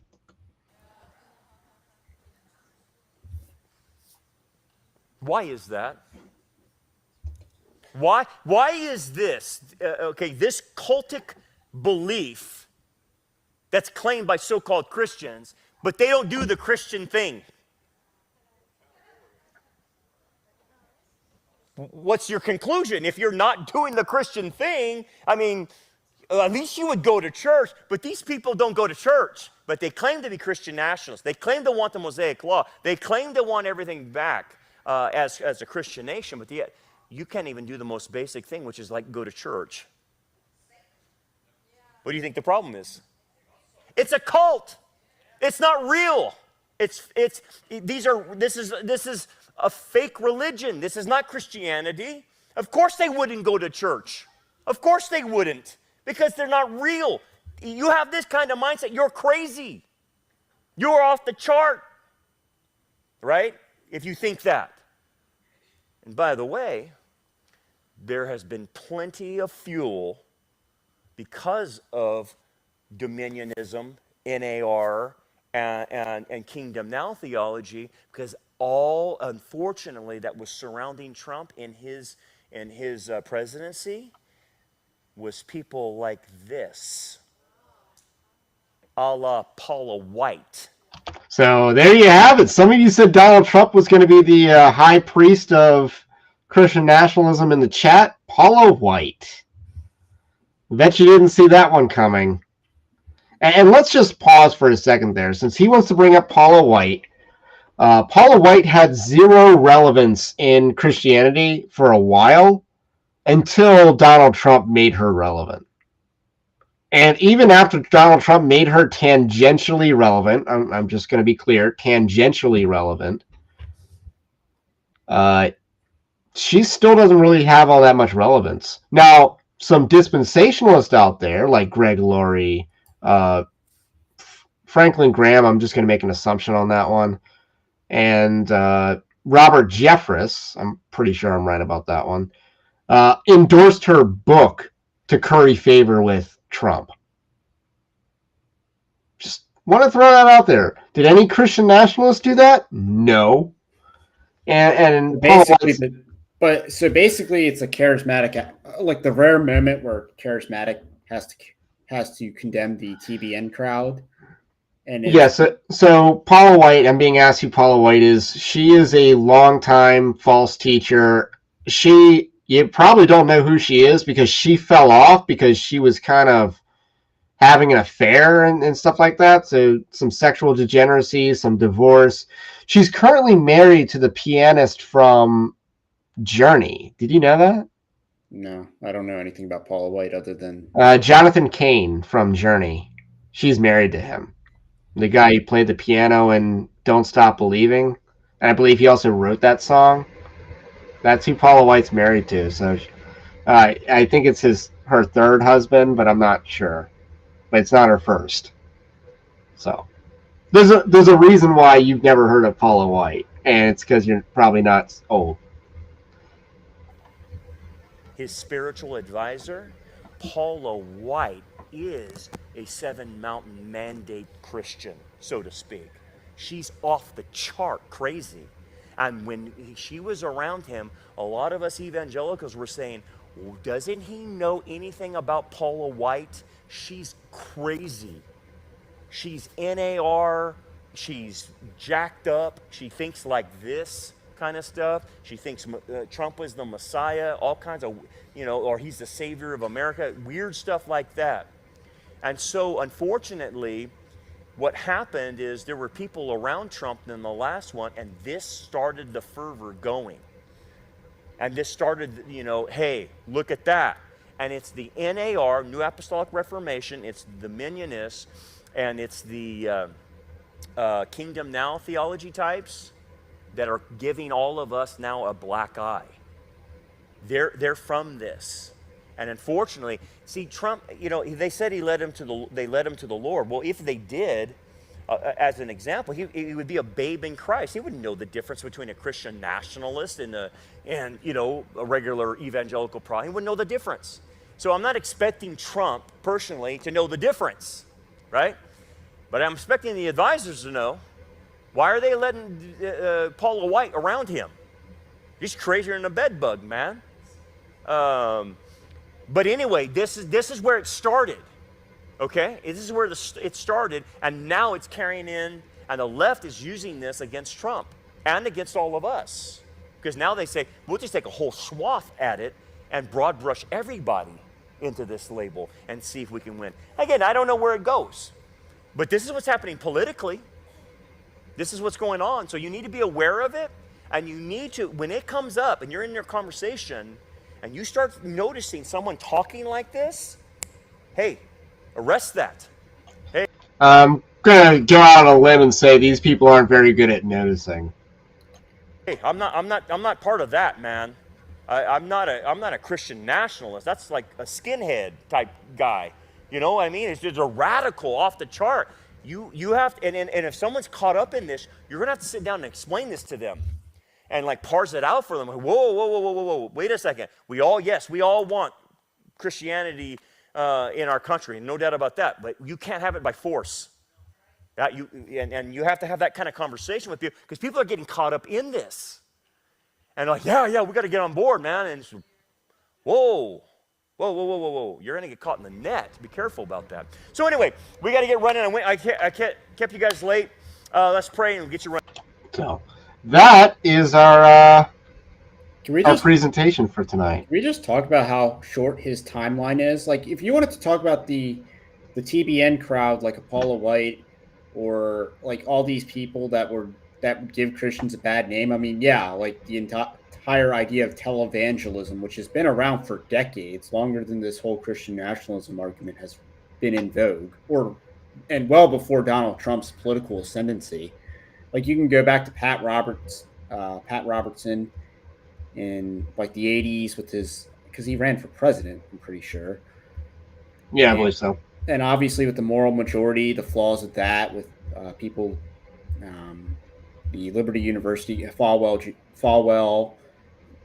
So, I mean, you can go back decades if you want to talk about these weird people that are very heretical and very problematic in their personal lives, giving the rest of us, so to speak, a bad name. So it's nothing new. Obviously, Joel Osteen would count towards that. So him signaling out like Paula White's proximity to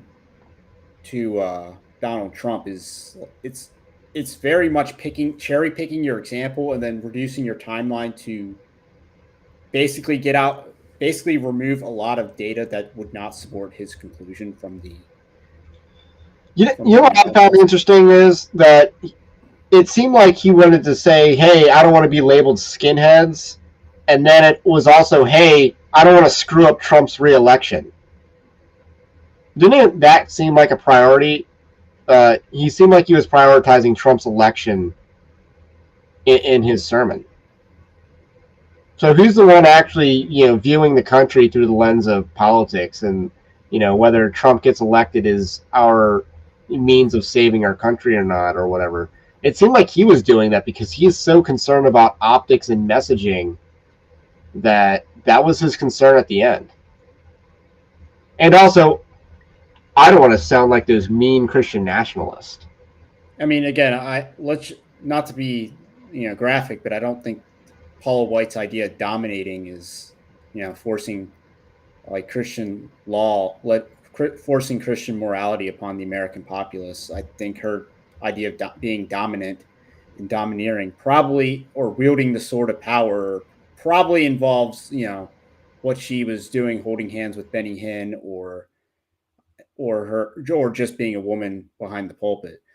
So, which again is a common trend with a lot of these like big, I guess, Pentecostal women that not exactly the most loyal wives. Okay, so I was hearing my audio was a little weird. Is it fixed now? It sounds fixed. Was it broken? You could have told me.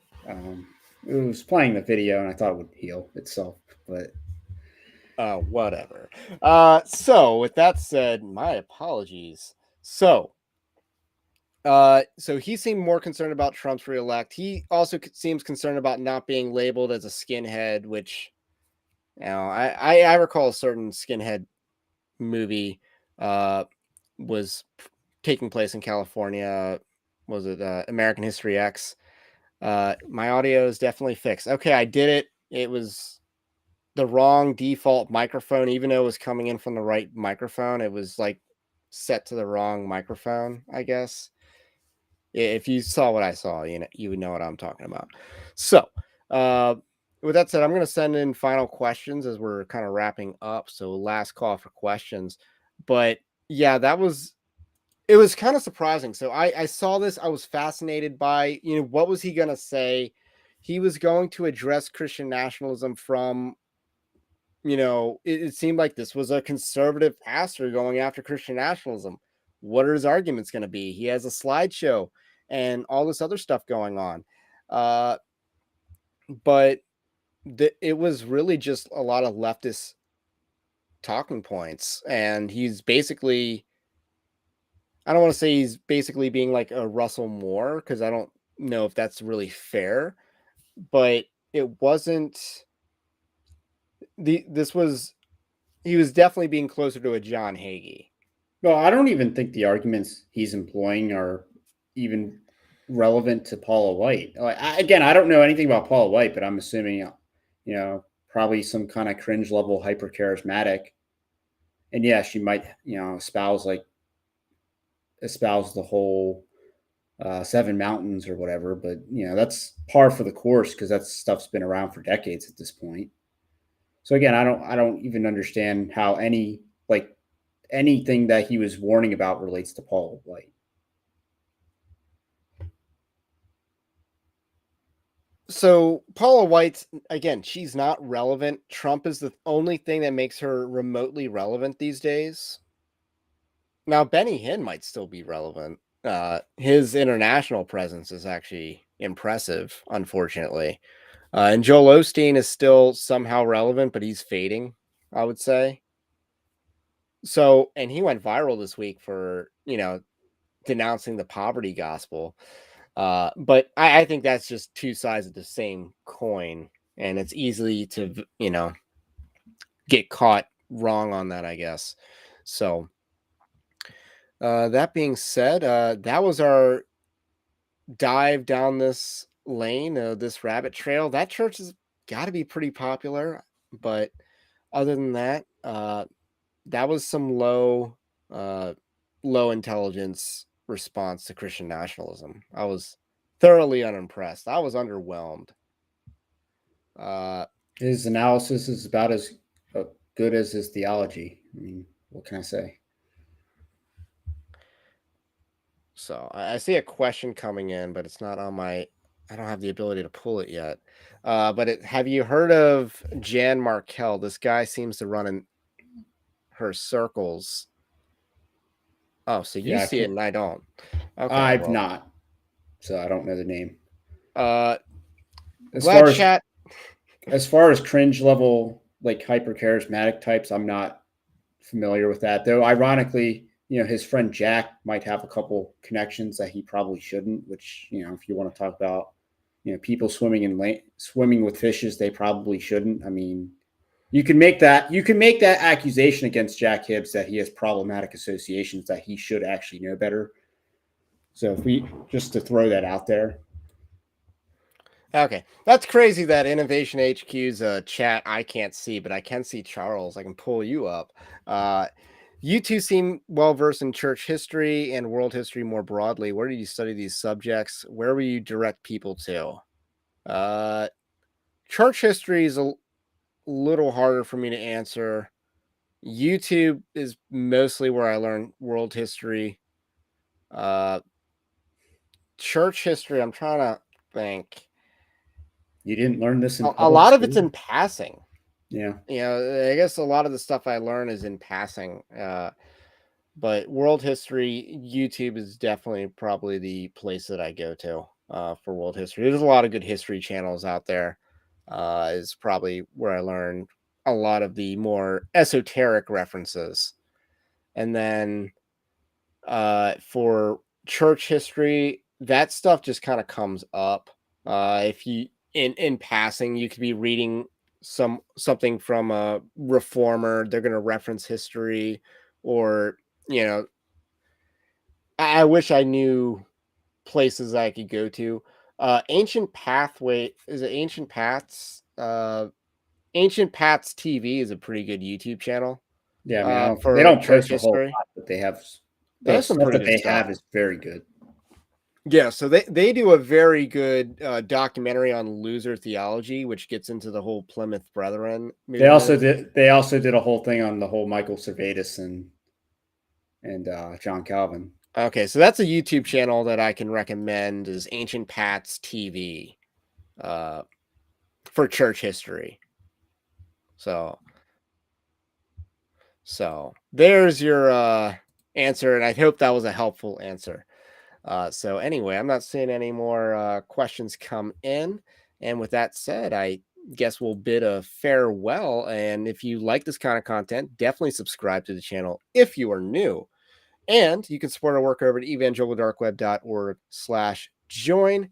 That is our Patreon-like system that you can, support the site. You get more access to more content for that. I've been doing like some articles that are called discernment updates, and it's just me giving some behind the scenes thing on stuff that's going on. I got a couple that I want to write. I wanted to write about the politician thing that was local, but I also got some other stuff that I'll probably just save for behind the scenes stuff that's going on. It's pretty interesting, and I think the whole Kim Klacik experience I thought was pretty interesting. If you follow Republican politics nationally, she's kind of a big deal, and especially in the Maryland swim lane. So I'll talk about that for the subscribers to evangelicaldarkweb.org, and more. So there's going to be perks. So with that said, I'm going to try out the new exit salute, which will be stay based, Christ is king, and we will catch you on the next one.